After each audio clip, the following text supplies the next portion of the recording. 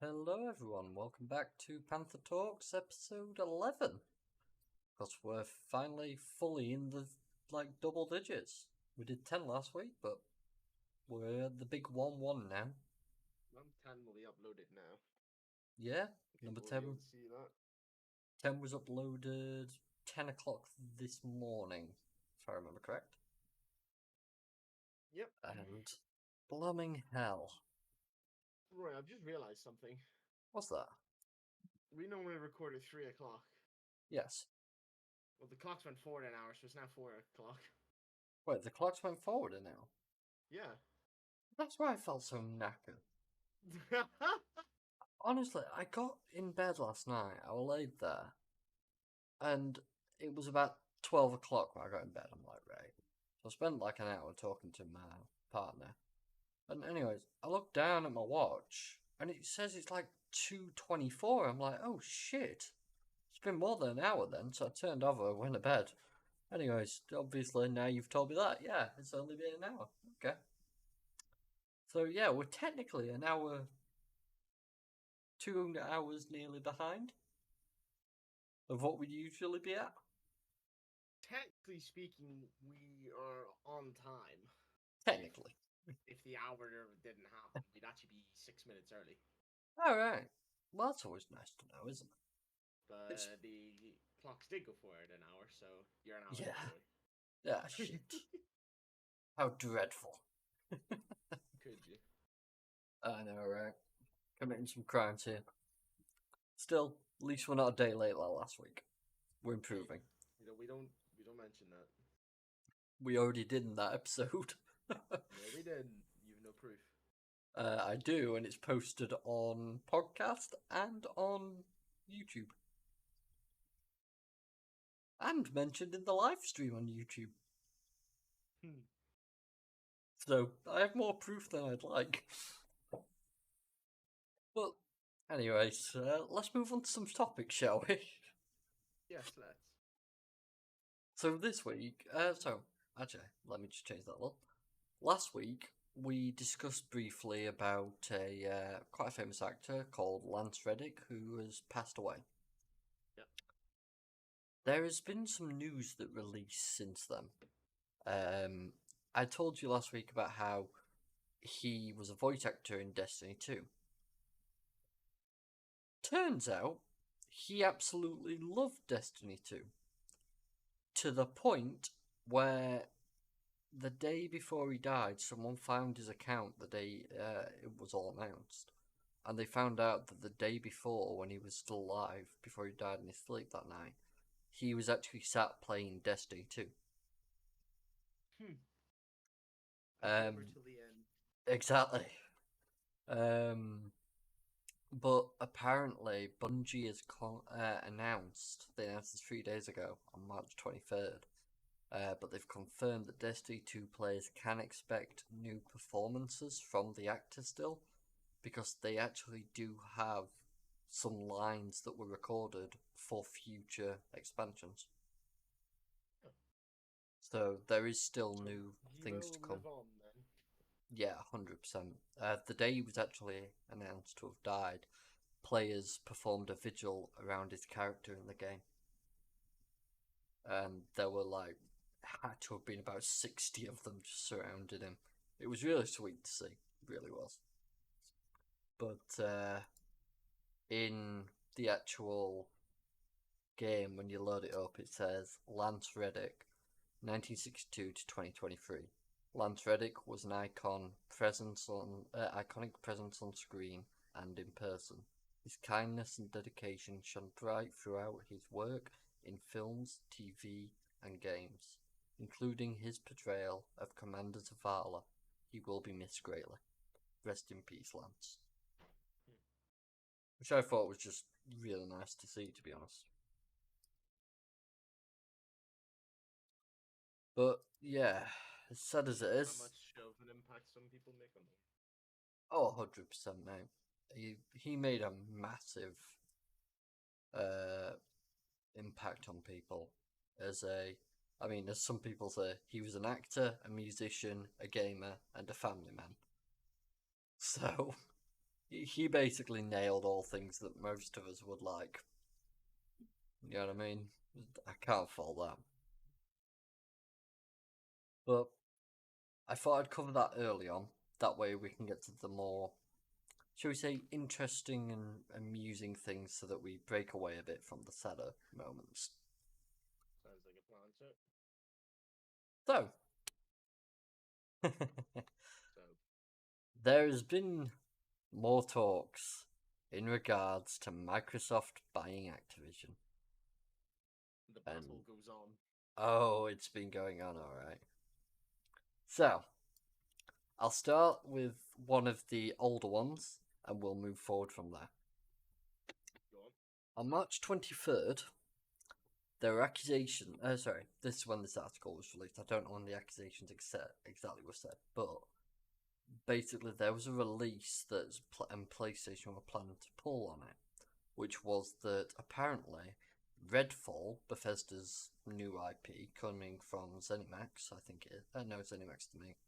Arcane, that's who's making it. Basically, they're suggesting that Arcane were going to release Redfall for PlayStation 5. Then, after Microsoft bought out Bethesda, or ZeniMax Studios, which got it all in one, that it was cancelled. And this is a suggestion that has been pushed out quite large. And to the point where there are numerous people arguing about it all over the internet, which I might need to just quickly address one point off, which is these are the same people arguing about this who have been for years saying, well, I don't even like Bethesda games, it looks shit, it looks shocking, and now are starting to complain about losing said game. It's a bit counterproductive, I will be honest. But even there, Microsoft have come out and said that they actually didn't pull any game from PlayStation. Redfall wasn't going to be released. And basically, apparently, they said no PlayStation 5. Now we're going to do Game Pass, Xbox, and PC. Where is it here? Developer Arcane has commented on what changed with its vampire game Redfall after Microsoft bought studio and ZeniMax. Speaking to IGN France director Harvey Smith said there was a huge sea change for Redfall after Microsoft bought the company, and this included a decision not to bring the game to PS5. They said no PS5. We're now we're going to do Game Pass, Xbox, and PC. Smith said. A spokesperson for Microsoft told GameSpot that the company has not pulled any games from PlayStation. So these are two counter-proving points. Either the game director is telling fibs, or Microsoft is telling fibs. In this case, it's hard to say without actual proof, but Microsoft are attempting to get a deal through, so they're more likely to fib than the others.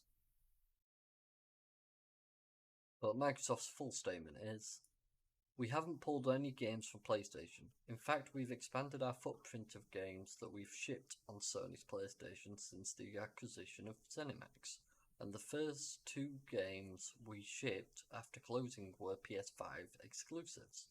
A spokesperson for Microsoft told GameSpot, referring to Deathloop and Ghostwire Tokyo. We did the same thing since our closing of Minecraft, as we extended the reach of that franchise. All the games that were available on PlayStation when we acquired ZeniMax in March 2021 are still available on PlayStation, and we have continued to do content updates on PlayStation and PC.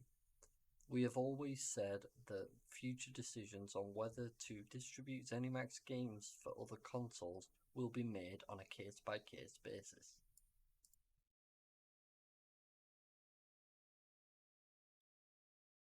Which I find fascinating, because the truth of it is, they are right. Minecraft was released on PlayStation, and it was continued updated until the newer version came out, which point there was some sort of kerfuffle about that. I'm going to have to look further into it though before I discuss that on a podcast episode. But the Ghostwire Tokyo and Deathloop were both originally released on PlayStation. I believe they got it a little earlier, or in some cases they got it exclusivized. It was weird to say the least, but interesting nonetheless. I know I own Deathloop, I do need to get around to completing it. But that was on March 23rd, mate. And more has happened since then. It's only been 3 days. Period of time. So, oh wait, sorry, this one is just before this. This was March 20th, so 6 days in total all this is going on between. This day, Microsoft revealed who the biggest publishers in the industry are, and dependent on platform. Because, basically, they're PlayStation trying to claim that they cannot, for the life of them, actually survive without Call of Duty. Microsoft, on the alternative, have claimed that within 10 years that we're giving you, you should realistically be able to create something to compete with Call of Duty. I'm not too sure about that argument, but nonetheless, they've given us a graph. So, what I'm going to do, I'm going to share my screen with you and show it on the video format. And you can see this nice little graph that shows us the distribution of games sales volume of across publisher platforms.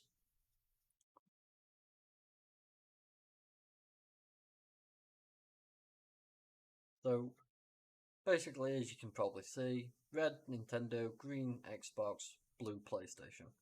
And you can see who has the largest amount of the publishers going to them and the highest sales in the market.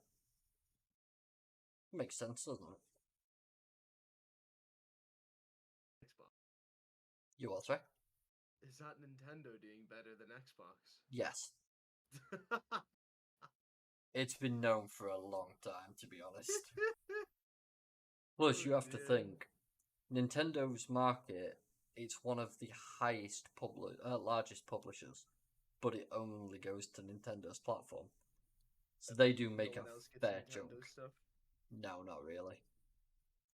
We get bits like Sega, but you don't really get anything from Nintendo.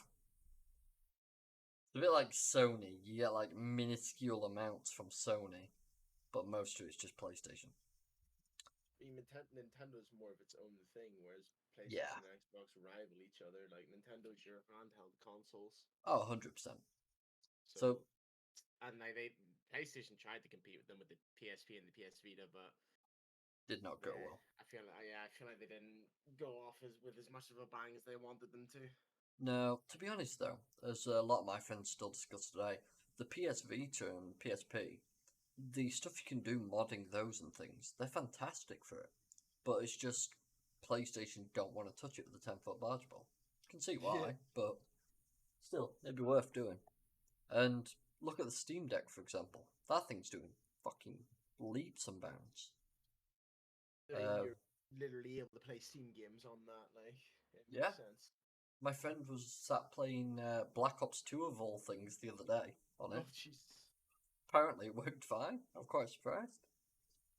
But we'll go over this graph briefly. So, others basically just encompasses any other apart from these major ones. So, for example, as I said earlier, Sega would be one that would be encompassed under this, and then the line that comes out of it shows how much of each company really gets from these others, publishing-wise. So, EA, as we know, Sony gets a fair bit, Xbox gets a fair bit, Nintendo pretty much gets bugger all. If I'm honest, they don't really take much out of that. Ubisoft, once again, PlayStation, Xbox get a fair chunk. Nintendo, what do they typically get? Well, they got Zombie U and Just Dance. That'd be about that. Take-Two, we know what they produce, the GTA, the fucking Red Dead, that sort of stuff. Sony, Wonder who Sony could be giving their publishing to. Activision Blizzard, on the other hand, you can see, yes, Sony had a fair chunk compared to the others in the market, but it is nowhere near competing to even Sony's publishing. So I can't see that making a massive difference. If anything, this up here, where Sony are getting their fucking FIFA and shit from, I'd say that's what's making the larger difference to their market change. FIFA is an absolute rip-off. Oh, I know. I fucking can't stand it. Goes up a tenner every year just for a couple players being swapped between teams. Yeah. Madness that people pay for that, dude. Oh, mate, it's just insane. New shadows. New grass texture. Yeah, lovely. Thanks. Mental. If you're gonna spend your time on new shadows and grass textures, give me a Skyrim update. Yeah, just install one mod to Skyrim. Alright, done. Problem solved. Oh, thanks. It cost me exactly 1 minute of time. Bandai Namco, we know they're relatively mixed, but PlayStation over the years have got more out of them, and a lot more people buy Bandai Namco games on PlayStation. That is actually well known because they do it a lot on like Dark Souls, that sort of stuff. PlayStation players are pretty much all over of that, and if you look online for videos of it, 9 times out of 10 is PlayStation. Microsoft, though, I don't know if you've seen this. Yeah. They're pretty much mixed on who they publish to. Whereas Sony is exclusively Sony. It's crazy looking at this graph to see like how poorly Xbox have been doing. Yeah, they've been doing for a long time. They pretty much double Xbox, and PlayStation is 3, maybe 4 times the amount of Xbox is doing. Mate, it's been like it for a very long time. But it's just been kind of like ignored. The PlayStation fans for years have been telling Xbox they need to compete with exclusives. That's the issue for them. And basically, the moment Activision Blizzard's purchase came across, they weren't very happy that they started to use their wallet to compete, as Xbox often do. I mean, come on. If they lost exclusivity, like, it would go back to the old question of, it's just as simple as which do you prefer. Yeah. There's no pros or cons. It's just literally your preference.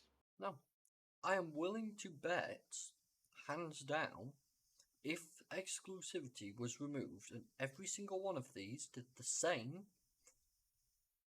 it would be based on which one was cheaper, what's the best performance to price ratio. If you were judging on crazy. console. Imagine how this graph would look if the Halo franchise came out now.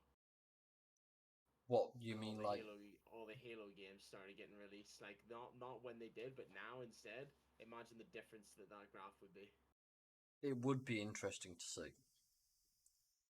Because I don't think I've ever heard anyone speak poorly of Halo, dude. You have, I'm guessing? Yeah, we'll talk about this later. I loved Halo when I was younger, man. I started on Reach. I think I played 3-4 in Reach. Yeah, I didn't enjoy Reach, let's just say that. I do remember it taking a bit of a downhill turn. Yeah. People weren't a fan of it, but the rest of them. You see, that's the issue. Everyone keeps telling me that. Oh yeah, Reach was not the best one. You should have started at a different point. I'm like, that explains why I hated it with a passion. I get it now.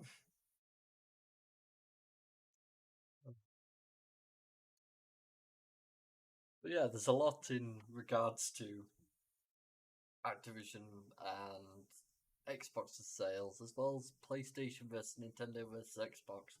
The splits in the market are more obvious than people believe. But at the same time, I considered Nintendo to be a competitor because it was its own thing. That's the thing. I wouldn't say Nintendo. I wouldn't say Nintendo compete in the regular way. Nintendo have their own games and their own reason to have their own platform. That's it. That's Nintendo summed up. Whereas Sony and Xbox, they're pretty much wanting exclusivity to perform exactly what Nintendo's doing. The difference is Nintendo creates a hell of a lot of their own stuff without getting other companies to do it.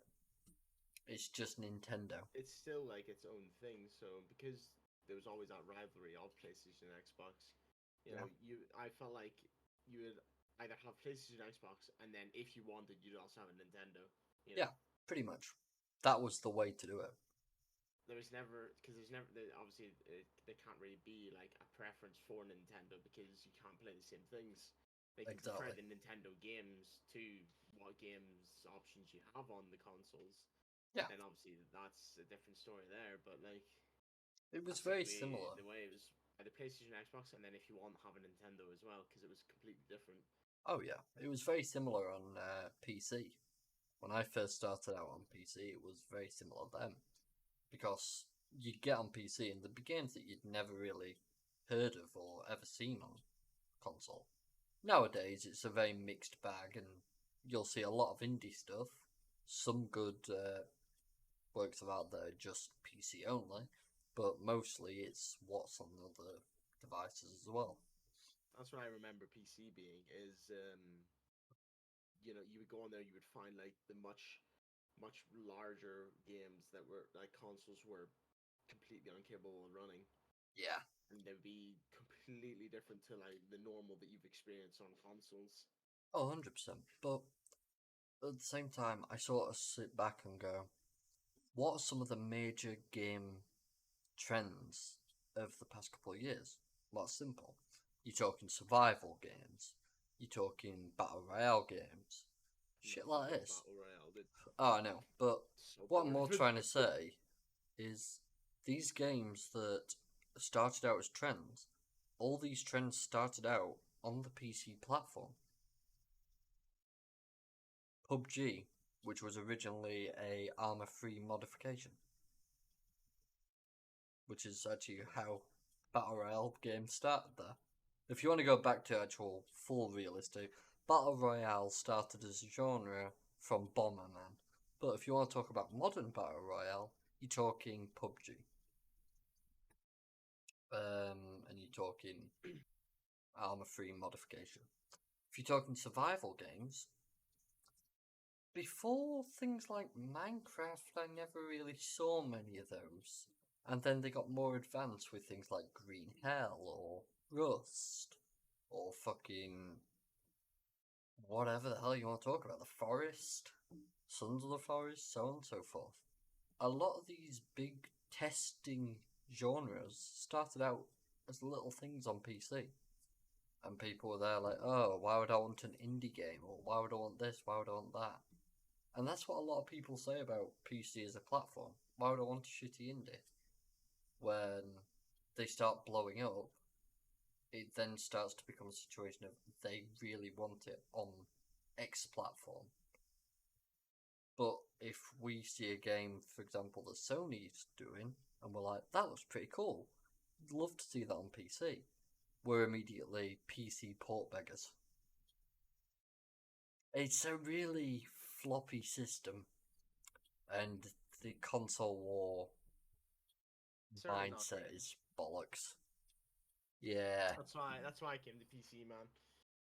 Not only is it just the superior platform and always will be, all you console peasants can sit down. But everything originates back to us. At some point or another, we have And you can also started a just lot. do like a million times more things on PC than you can on console. Yeah, that's the thing. A PC is not just for gaming, and that is the truth of it. The amount of things we do on these things. I mean, at the moment, I'm doing a podcast.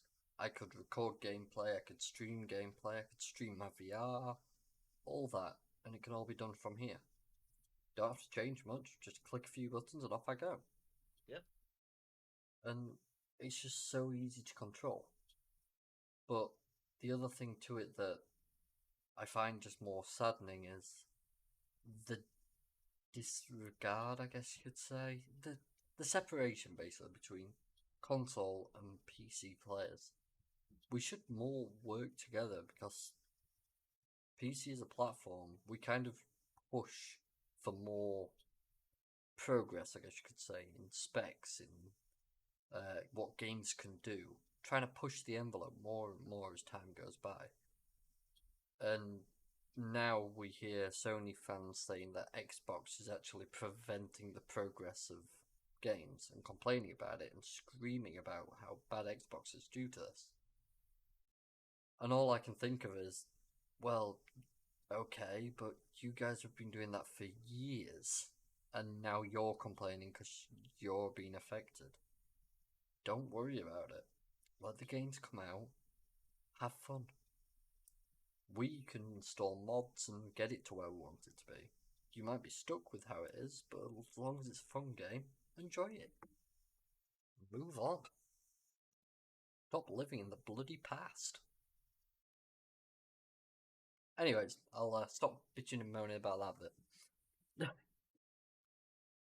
So, bit more news, which continues on.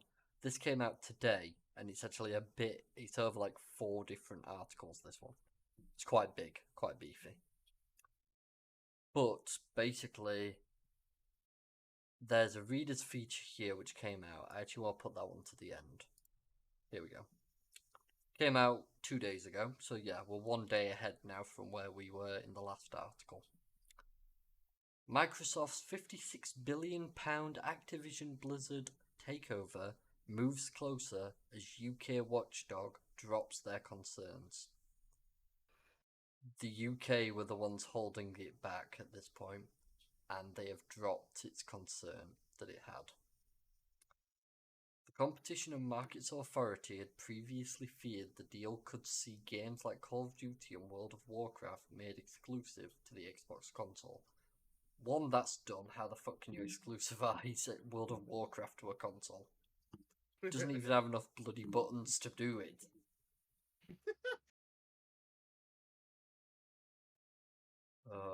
Then again, Path of Exiles has done it, so maybe. I'd be very impressed if it managed, though. Britain's competition watchdog has provisionally dropped concerns that Microsoft's proposed takeover of Activision Blizzard would damage the UK console gaming market. The Competition and Markets Authority, CMA, last month warned that the deal could result in higher prices, fewer choices, or less innovation for gamers. Now, I had arguments when this was first said about the higher prices bit, because it's the Sony groups and Square Enix, who work quite closely with them, that actually have been pushing the envelope on prices. Wasn't happy about that. Fewer choices. There are 2 different versions of the Xbox console, the Xbox Series X and the Xbox Series S. The difference is the price and the fact that the Series S does not have a disc drive, and it has a little bit less in regards to specs. It can still run newer generation games, just not perfectly. And it's cheaper for people who want to get into gaming as an entry cost. I think it's about £300, whereas in regards, the Xbox Series X is about £500, making it a lot cheaper for someone to be able to get into next generation gaming without the worry of price. To be honest, I think it's a great idea. Yeah, I think it's a fantastic idea, to be honest with you. Or less innovation for UK gamers. They can keep pulling up the innovation card as much as they want. We've been struggling for innovation on PC for years. That's why we look at indie games, because they're the most creative out there. Sad but true. However, it's said that the latest findings have now indicated the transaction will not result in a substantial lessening of competition in relation to console gaming in the UK. The CMA said its provisional position has changed following a period of consultation involving interested parties. It had initially raised concerns that Microsoft could opt to make popular Activision games such as Call of Duty and World of Warcraft exclusive to its own Xbox consoles. Once again, World of Warcraft on console, I do not understand that. But I can understand what they're trying to say. I mean, I'm just gonna go back to what I was saying earlier about like when we were looking at the marketing table. Once exclusivity gets removed from PlayStation, I think we'll see a much larger balance between the two consoles rather than PlayStation getting 4 times the sales. Yeah, I reckon it which would. which realistically will then probably lead to more innovation and more games coming out and stuff like that, because both platforms will have the money to distribute to the marketers Yep. to get new releases on the go and work harder at them. Well, this is the other thing. If exclusivity wasn't there, imagine what kind of technology they could be putting into. Imagine the difference that they could make on a console and the actual power it could put out. It might even be able to bloody run a game on spec with PC. Might be in the keyword here. Don't hear something that you're imagining. But I don't know, but with PC constantly advancing, I don't know if they'll ever be able to catch up. yeah, but what my point more is that if they made these advances, games themselves could advance a lot further. But that's And just the that problem, would though. be Like, interesting. games could take a huge leap forward, but PlayStation's over here too busy being money greedy and wanting their exclusivities so they can get more money than anyone else. But that's the thing. I know we're talking about Xbox purchasing a company and making some games exclusive. Damn right, they probably will. But at the same time, every time I look at this, all I can think back to is Xbox pushed for basically competition, yes, but they also pushed so that they could combine gamers, let gamers play together across platforms, and Sony kept turning it down. Eventually, they had to agree. But I hate the fact that Sony are so against combining its efforts. I understand competition's needed, and that's the best way for a market to grow. But actually working together can be a massive help for progress. Don't know what you think about that, Will, but Absolutely, I'd love to see everyone come together and just see some actual good releases come out, because the games we've been getting, even on PC, over the weeks we've been looking at them, some of the games have by no means been anywhere up to par. 100%. I Let mean, alone outstanding. yeah, I mean, you and me went back and decided to sit and play, well, I say sit, we decided to play some After the Fall on stream last week. If you haven't seen that already, it's on the channel. Feel free to take a look. But there was something odd. Something had changed. And I don't know what it was. I know that it had been basically pushed for release and so that it'd work well on the new PlayStation VR, which, by the way, looks decent on specification standards. But that was the only real thing I knew that had been changing, apart from adding 2 new maps. Obviously, the update come around, and you and me said ourselves on that stream, something felt off. And I Play the same. now it didn't feel as fun as it used to be. It felt like something was off the entire time, and I can't even really put my finger on what it was. I think I'd need to put a couple extra hours in to get to grips, really, figure it out. But it was just so odd. I think if we were to do that, we wouldn't even be able to figure out what was different. We would just end up adapting to what is different, Yeah. and that would just be that. But then there's the question, will we enjoy what's new? Or would we just basically pack it in there? And that's what I don't want to happen. Because it was a good game. It was a really good game. Yeah. So, moving a little bit further here. Basically, it originally raised concerns about it with making exclusive games from Activision. However, the regulator said on Friday it now believes this strategy would be significantly loss-making compared with the benefit of also selling those titles on rival consoles like PlayStation 5.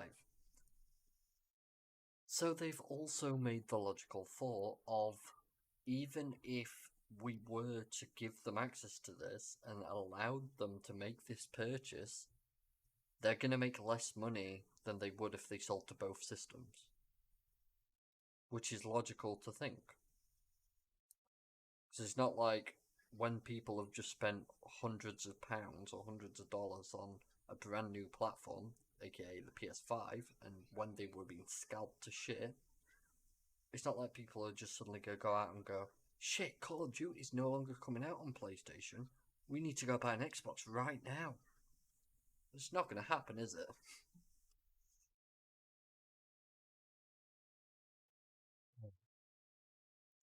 Bizarre. Mic's fucking up, dude.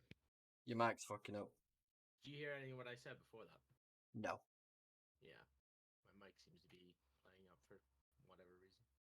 You want to try that again?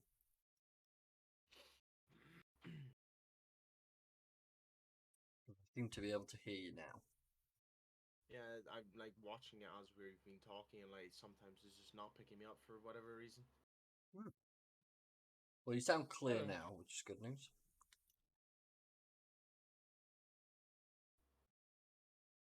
But it just seems like it might be the distance between mic, or I don't even know. Yeah. It seems to be the case.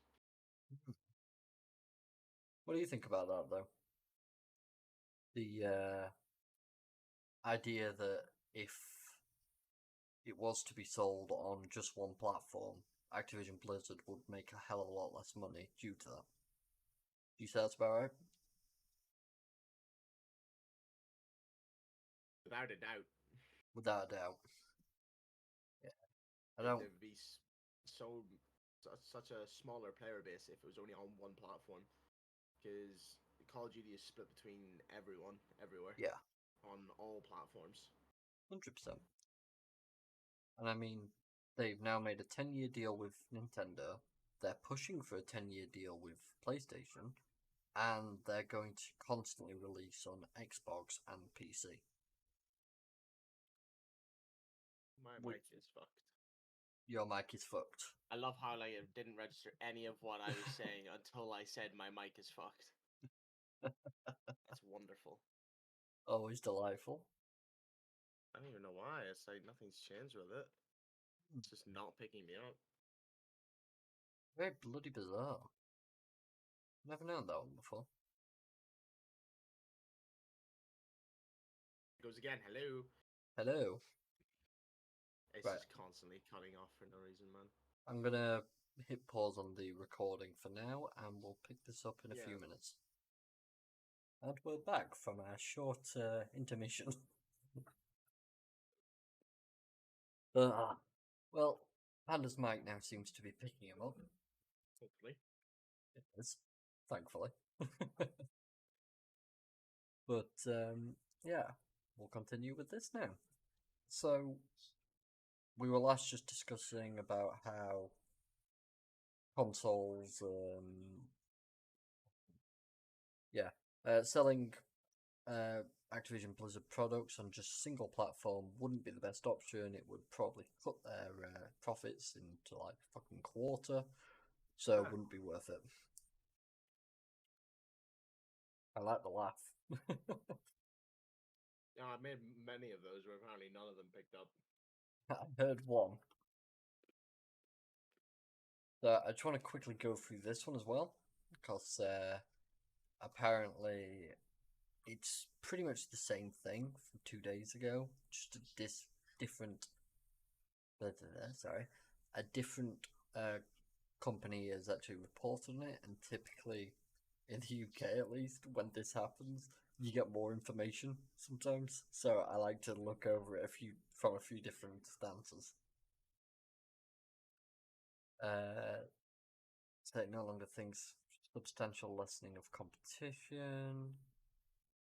Cash deal is said to be the biggest in history of the tech industry, but it faces opposition from rival Sony and is being examined by regulators from the US and Europe over fears that it would give Microsoft control of popular game franchises like Call of Duty.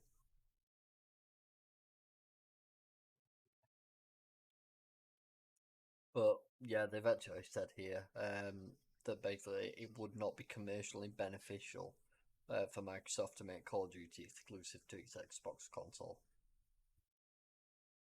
And that's the opposite of its original analysis, which indicated that it would be profitable to block the game from competing consoles like Sony's PlayStation, which is right.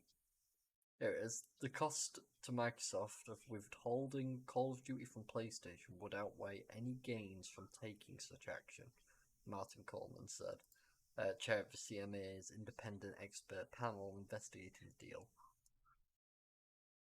Microsoft said it welcomed the findings and would work with the watchdog to resolve any outstanding concerns, which is good to see that they're working with them to actually work through this. I will forever protest. Just remove exclusivity altogether. Yeah, fuck it, why not? Go with There's that. no need for any of it. It's a lot better for us. I'll tell you that much. It's not bad for everyone. Oh yeah.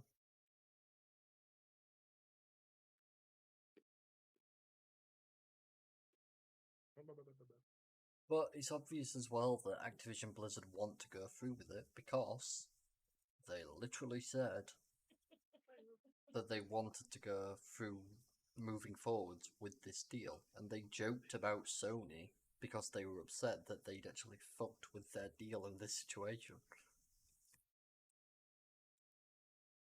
But as I said, we had one that released today.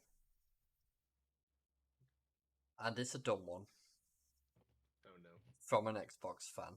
Because we discuss Sony fans a lot, so I thought we'll dig an Xbox fan out the works here.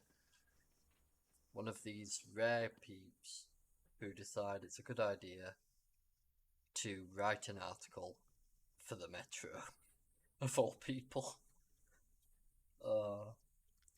And it's titled, "The Activision Blizzard acquisition is going to happen and it will be the end of PlayStation." A reader is frustrated with the claim that the Activision Blizzard acquisition will not affect them and insists that it definitely will. We've been hearing about the Activision Blizzard acquisition for so long now that I think some people are starting to blank it out.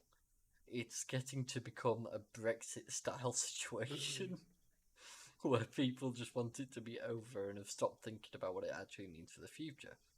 Microsoft has been spinning their tails, but I think it's very obvious why Sony don't want it to happen, because it'll be the end of PlayStation. No, it won't. We've been over this quite clearly. I'm standing by. It's just going to balance out the sales of the two companies rather than have PlayStation having 4 times Xbox's sales. It'll definitely do something to it, but it will also drastically impact Call of Duty sales, obviously, and the amount of money that they'd earn from it. It won't. They'd still get the same amount. Well, obviously they won't be getting. I mean, I'm sure PlayStation pays them extra to get those exclusivities. Oh, yeah. That's the only thing they're going to miss out on. But they'll like sales to people worldwide. I don't think will change.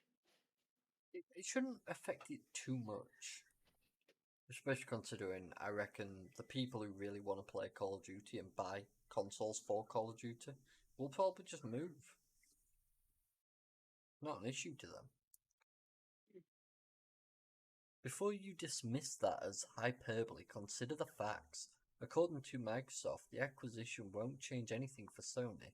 They've given them guarantees that Call of Duty will stay multi-platform for 10 years, and they've even let Sony put it on PlayStation Plus, which is more than they have now. Fair enough. If that was true, why would Sony oppose the deal? For the simple fact that they don't think it's true.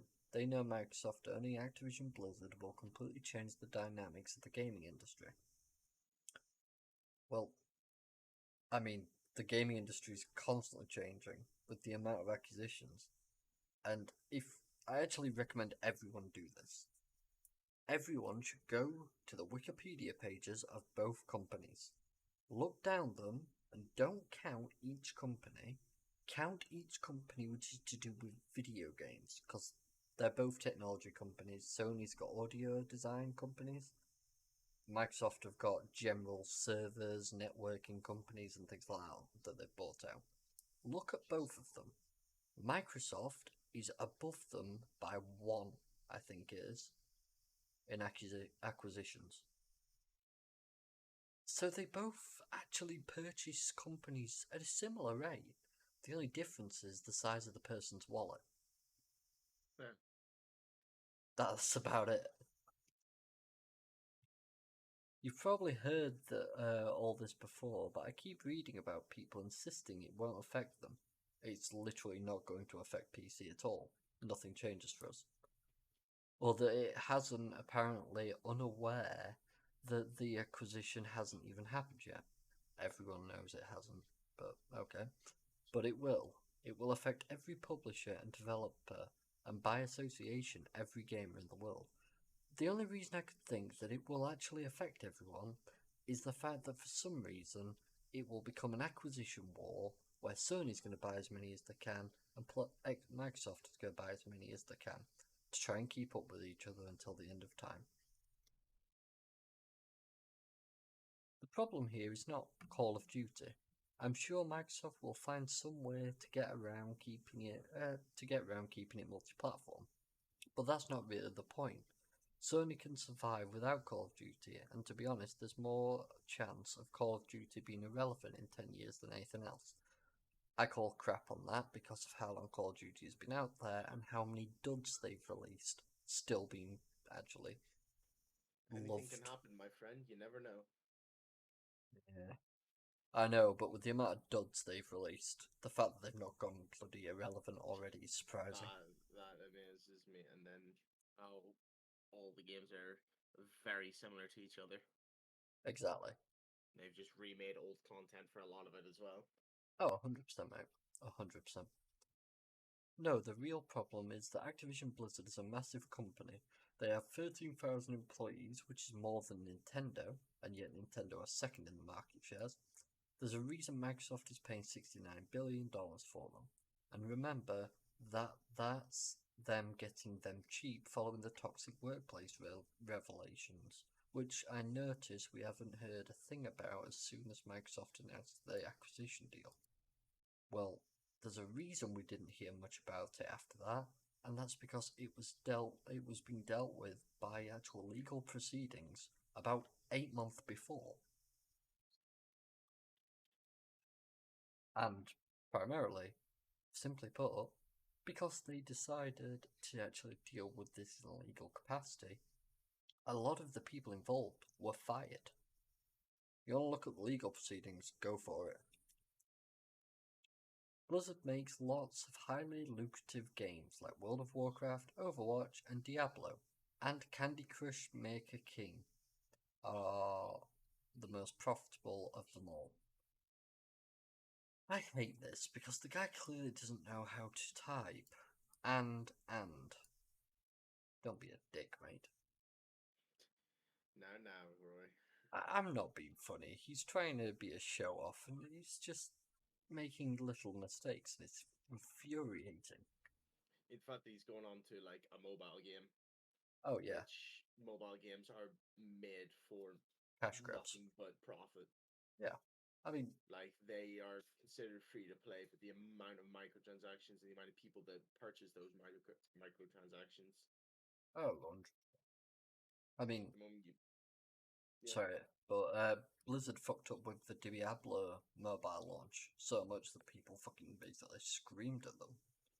I didn't want to play it. Like it's just like I know what Diablo is, and that wasn't going to be what Diablo is. Oh yeah. Sony doesn't have any mobile developers to speak of, and this is immediately going to make them unable to compete. And yet I've never heard of the investigators mention that. Why would they? I'm sorry, Xbox have actually been developing for mobile, not in the way that Sony are thinking of or the way you're thinking of.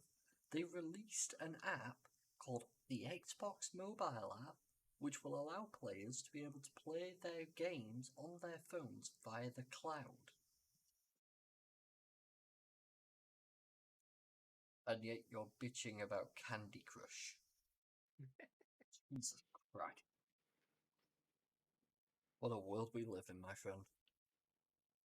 Putting out a new Call of Duty with all its content every year takes a huge number of developers and multiple studios, and now Microsoft will have them all under their control.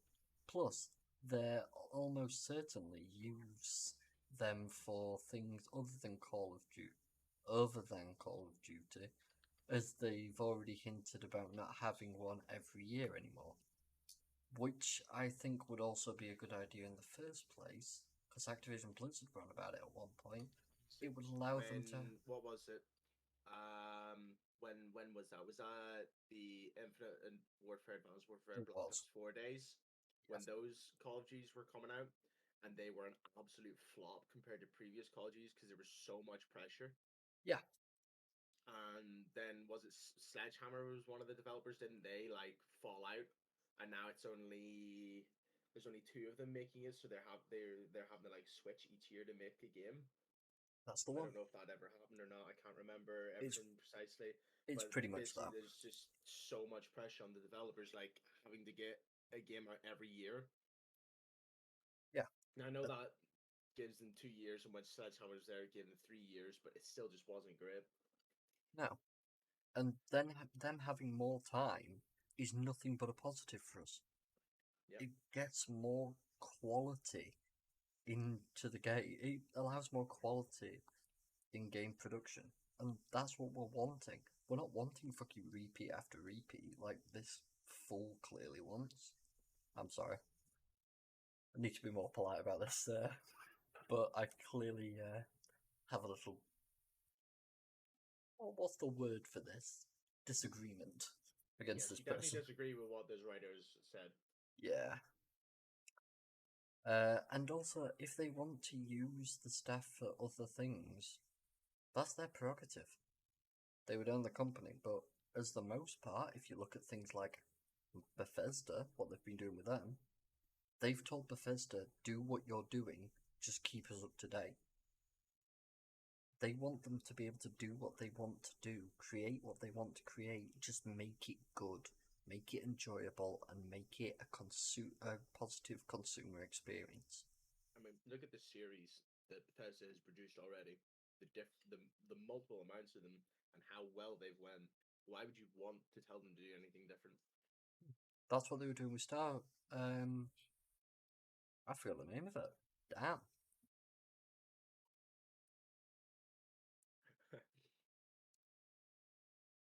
I keep forgetting the name of it. Starfield? That's the one. Yeah. Got it just before it loaded. Yeah, Starfield. They actually told Bethesda, you choose the release date. We don't want another No Man's Sky situation, for example. No, it wasn't No Man's Sky they used. It was, what do you call it?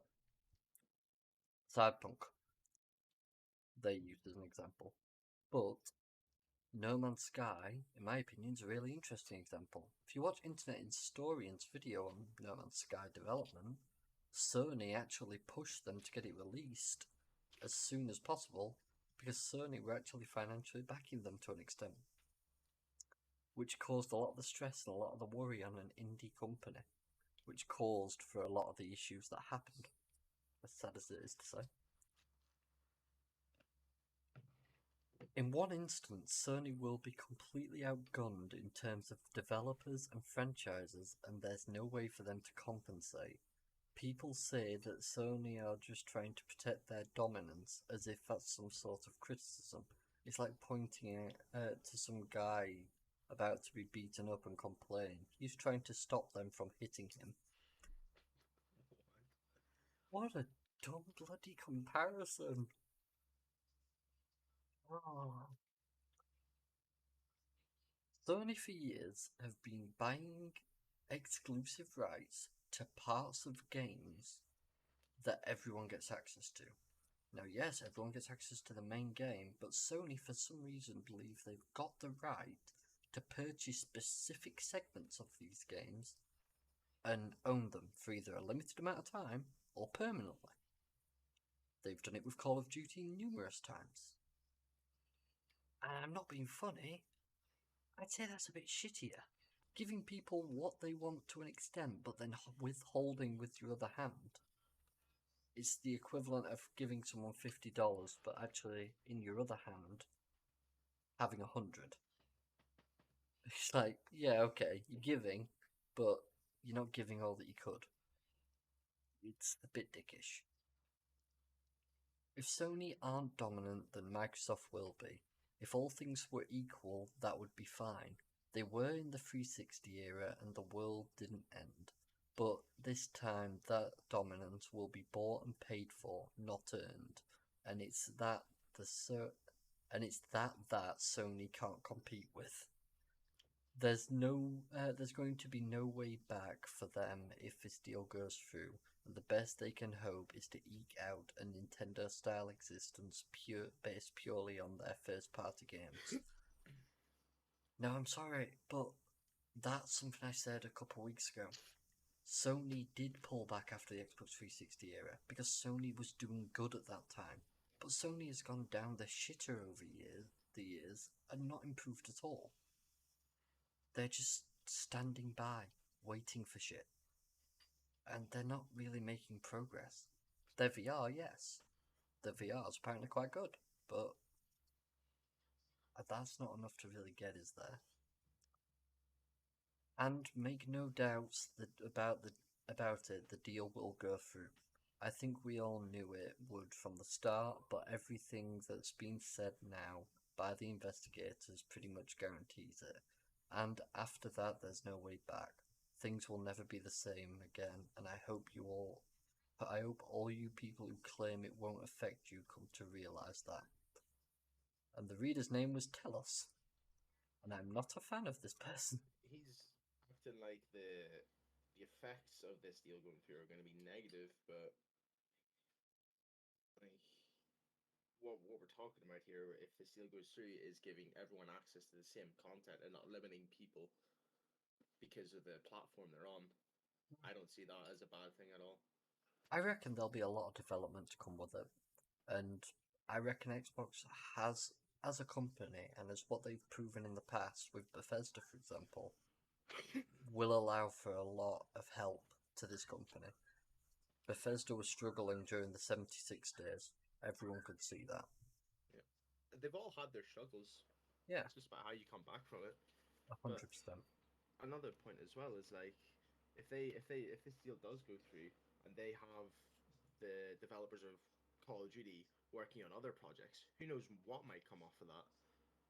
It could be a really amazing new IP from Blizzard, and that'd be interesting. See a number of different games that end up coming out, and the only reason they ended up happening is because the developers of Call of Duty were let loose, given a little bit of their leash to do what they want instead of just constantly year after year after year grinding on Call of Duty. Exactly. And like, this was mentioned for years. No wonder some of the games flopped, because the developers having to do the same things and constantly come up with the same for new ideas, the exact same project. 100%, mate. Well, and then as they go through those projects as well, they're getting like next-gen consoles fired at them halfway through. On some of the projects, this just doesn't end well. Ghost is a perfect example of that. Yeah. Would you like some good news? Yes, please. We're finally done with the Blizzard arc. Good. Can you tell me what the Cyberpunk page is all about then? I'll take it you've been looking at that for a bit. Yes. Cyberpunk 2077 is going to be receiving path tracing in April. It's a new type of full ray tracing. It's actually what it's also known as, if you see here. Path tracing is also known as full ray tracing. Basically, it's used to simulate how lights will act properly in scenes and environments. before we get ray tracing, can we get actual path tracing for AI in the game, because they don't seem to know how to drive or walk. You always struggle with these games. But from the seams of things, I don't think there's actually any photos of it yet. Let me just see if I can find it. Path tracing. There was some like images released. Here it is. Oh, we're gonna get the printer machine again, Roy. Do you remember that? I do. This image is not doing it justice. No, it's not, is it? I think this was taken on a laptop, dude. But you can see more what I mean by like the lighting is properly reflecting. You can see a lot more of the reflections in the images. Yes, the image itself isn't clear for full quality, but you can see clearly the reflections are a lot better. Insight into what they're going for. Yeah, and that's basically what path tracing's all going for. This is what we're after. And apparently, yes, it is going to be released on April 11th. So not that far away. It's like 3 weeks out, dude. Oh yeah. Apparently it's incredibly GPU intensive, and it will probably be something that high spec 30 series can do and 40 series. Actually, no wait. It seems like it might just be a 40 series thing with DLSS 3. Oh, wow. That's how strong it's going to be. But I just thought it'd be quite interesting to bring up because it looks fascinating. And I would be love to just see more games introduce things like this. But that was what I had on Cyberpunk. Cyberpunk as a whole is a really cool game, a really cool concept. With how like overpacked Night City is as well, to see something like this happen would make the game look phenomenal. Oh yeah, it would suit it so well with all the neon as well. Yeah. But I'm looking forward to Cyberpunk's DLC that's coming out. And apparently they've decided instead of working on any more DLC after this one, they're going straight onto the sequel. And they're going to be working on that and making sure they get it right. Now that they've got their engine. Fuck it up twice in a row. Yeah, they've said basically, because now they've got the engine, they're just going to do their best to nail it, give it as long as it needs, and make sure they fucking get everything perfect. Which, fingers crossed for them. I really do hope for the best. But I am very interested by this DLC. Honestly, I don't have a problem how the game looks now. Oh no, no! I won't say no to it looking better, but it's just it's how things play out in the game. Yeah, kind of ruins it. Well, that's the thing. The engine's basically what runs everything. It's not just graphics; it's how everything runs, the AI pathing, everything. If the engine's bad, nothing works.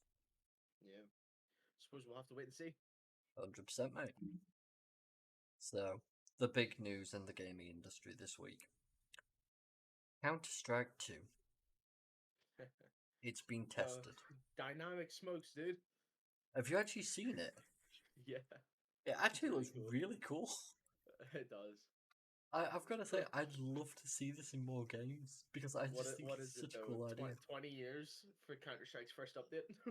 Yeah, pretty much. I'm just trying to find the Counter-Strike 2 website.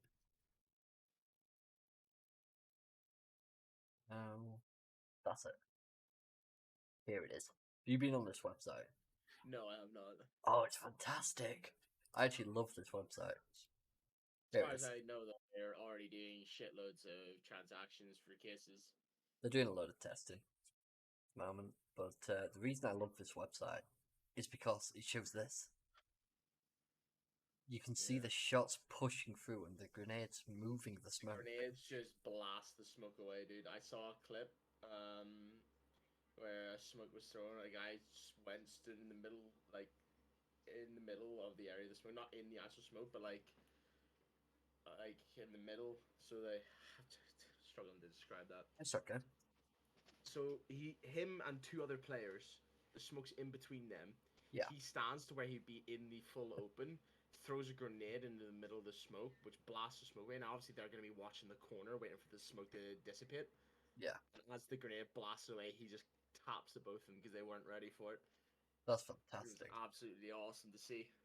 But reacts to lighting perfectly, as you can see there. Yeah, that is The really actual nice to see. filling the spaces naturally. I think that's fantastic. Now the smoke will seep out of open doorways and broken windows, go down and upstairs, as well as expanding along corridors and combine think- with other smokes. I think one of the most important things that I heard is that it's gonna look the same for everyone, no matter what, no matter whose PC you're looking at. The smoke will be Yes. the exact same. Which is fantastic because the games like fucking Tarkov that screw you over at distance with grass and shit like that. So that's a longer waited rant from me. I'll cover that another week.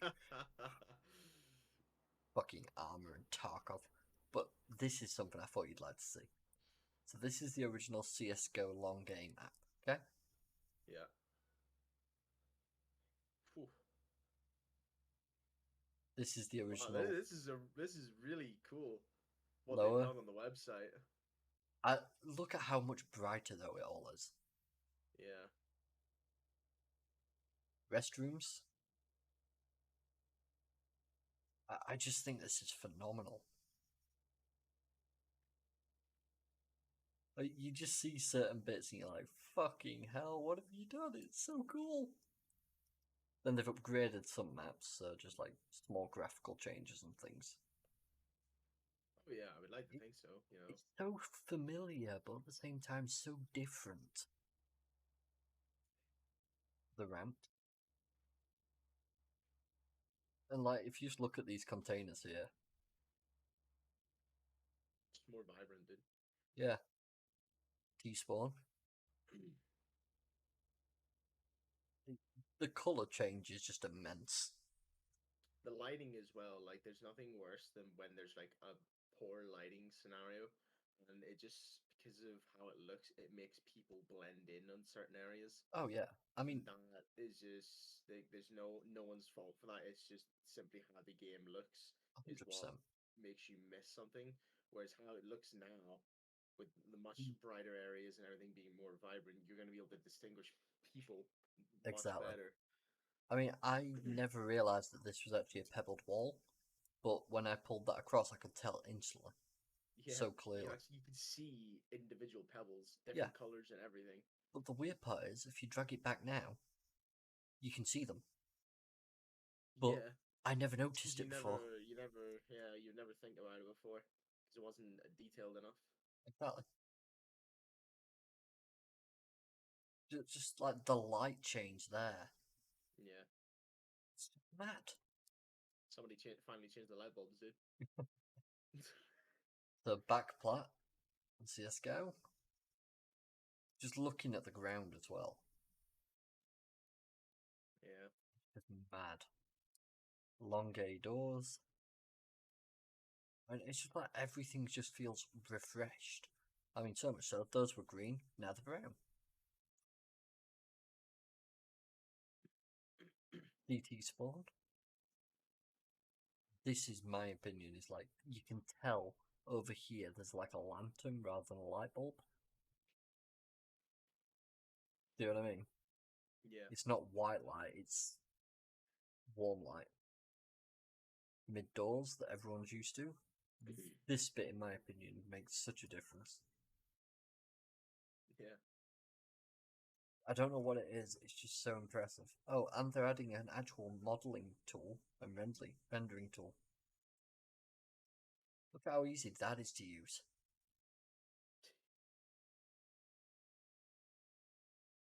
That's the thing, they've just made it so much better. Oh god, the skins, man. Yep. They've made it so that the new textures will work. Gameplay visuals, I think this is all blood splatter. So they've actually tried to get the blood splatter better on how it reacts in the environment. I saw one clip as well. The hitboxes are immense. They are near, if not perfect. Like, I mean, you can shoot a literal pixel next to the head and you won't hit the head. Fucking But if you hell. shoot like the edge pixel of the head, like the furthest pixel on the tip of their head, it will hit their head. That's insane. Look at that though. God damn.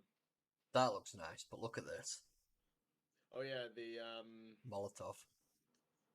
I saw another one for that. It's same Molotovs I think from a VR game, possibly Sins and Sinners, the one you have open there. Same Yep. Molotov, the same like bottle effects. It's funny. UI enhancements as well. It's just That making looks so everything look clean. nicer. Yeah, but I think it's what Counter-Strike needed, to be honest. And for a long time, I think it did. Oh, here's one. Accurate audio. That's a good meme, dude. It's a good meme. I know, right? But apparently there's a lot more to come. And apparently this actually will be releasing in a few months' time. No exact date though, so No. But they are testing it wait currently. for the delays. That's the thing though, people are publicly testing it at the moment. People are getting invited. I thought we'd cover this. Dead Island's 2 flesh system is even cooler than you think. Melting flesh, broken bones, detached eyeballs make Dead Island 2's flesh system immensely gruesome. You know, I can't wait for the snowflakes of the world when people start playing this game to say it's too gross. Oh, so it's too much. I'm so excited. We have actually had a few comments on TikTok about this, and they were saying how the game looks quite mid to them, and they're not really that interested in it, and they think it's just basically be a crappy story, crappy graphics when it comes out, and just repetitive gameplay. Which, as I said to them, you're welcome to your opinion on that. I can see why you would think it, and I can understand the reason that you've said it, really. I just hope you enjoy it, or if you don't want to play it, I hope you find something else to fill your time with. Well, I feel like the reason they would have came off with those comments, the video that they released, it was very slow paced. Yes. So I can understand how people might think it's not going to be great and could get very tedious. But trailers never really show enough. No. Even if you were to watch gameplay of the entire game from start to finish, you can never really judge a game until you play it yourself and you feel the controls and how it plays out for yourself. I fully agree. So, Dambuster Studio has been extremely candid regarding Dead Island 2's flesh system, but after some hands-on time with the game, I'm here to tell you just how gruesome it really is. This is the first person we've heard about who's got hands-on time with the game as well. So Yeah. excited. Prior to going hands-on with Dead Island 2, a brief presentation broke down some of the game's most important elements, including the new flesh system. For those unaware, flesh stands for Fully Locational Evacuation System for Humanoids. I like it. They went all out for that for this, didn't they? Yeah. And is a piece of cutting-edge technology that allows Dead Island 2 to be the goriest zombie game around. The cutting-edge technology has been designed to deliver the most gruesome zombie experience ever seen in a video game. Anatomically correct layers of skin, fat, and muscle can be ripped away with machete point accuracy to reveal breakable bones and internal organs that are individually destructible. Wait a minute. Oh, let's play sharpshooter with the zombies' organs, dude. The thing is, though, mate, if like I ran up to a zombie and like went at it and it revealed a bone in their leg, and you were stood back with a pistol, you could theoretically shoot that bone and it would cripple that leg. That's what they're going for, man.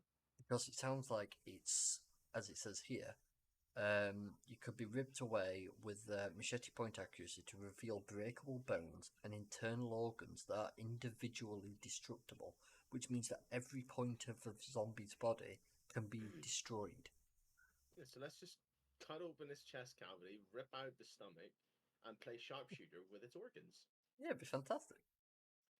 Blunt weapons allow players to shatter skulls, detach eyeballs, and even punch holes through the undead. Sharp weapons. That sounds fun. Oh, it does. Sharp weapons can dismember heads or limbs at any point and slice torsos clean in half, utilizing advanced fluid and soft body physics. After watching Dan Buster's presentation, I was left to my own devices in the streets of Los Angeles. Angeles. Angeles, thank you. I don't like America. Otherwise known by the developers as LA. No pretty good. amount of detailed explanation can do Dead Island 2's flesh system justice, from smacking a lead pipe across the face of a zombie to watching its jaw swing from its hinges to seeing a runner burst through the flames of a fire as their flesh melts from their bones. It just never gets old. That to me sounds phenomenal. What also makes Dead Island 2's flesh system satisfying is the progression that comes with it. Every slash, kick, punch, and shot affects the area you're striking and leaves some form of visible injury. Sure, slicing the limb off a zombie is satisfying and gruesome, but slowly watching its face disintegrate with every blow is like something straight out of a horror movie. When you finally get to go hands-on with Dead Island 2 in April, you'll realise that you're going to have a lot of close-up encounters with zombies.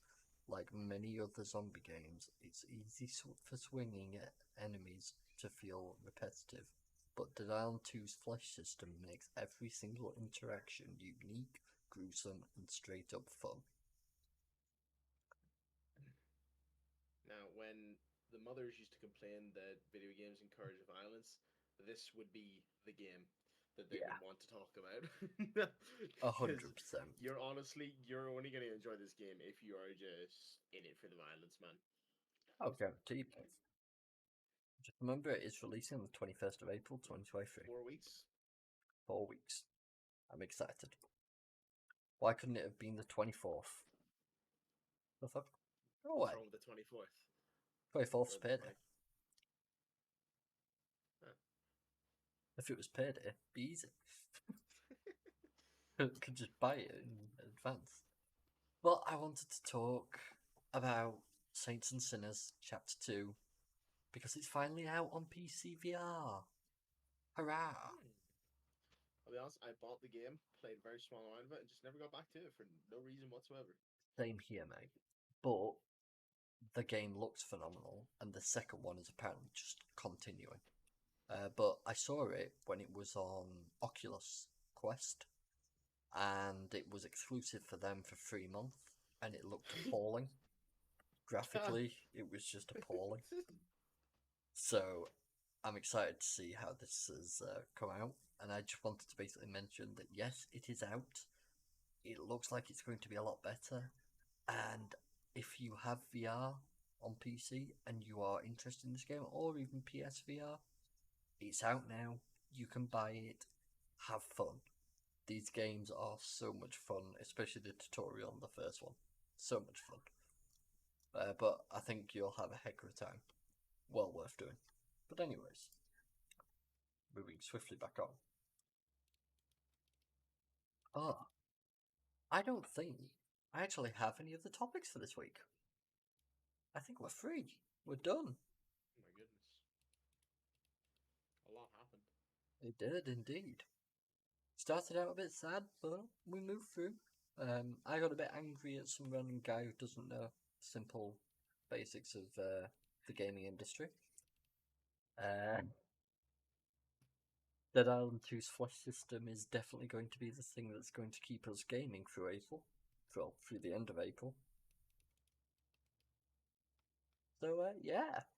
I'd say we're done there for this week, mate. That sound about right? Sounds about right, my friend. Fantastic. Well, we thank you all for joining us yet again. And if you did enjoy, feel free to, or even if you didn't actually, leave a comment either on TikTok or on YouTube, or even as a review. Just let us know what's going on. Let us know how we can improve to get better for these things. Give us some feedback. Exactly. Feel free to leave a review because I know on some of the podcast sites you can do that now. And please do follow, subscribe, like, any of all that good stuff. Just let us know. But yes, thank you all very much, and we hope you all have a good week. Bye bye for now.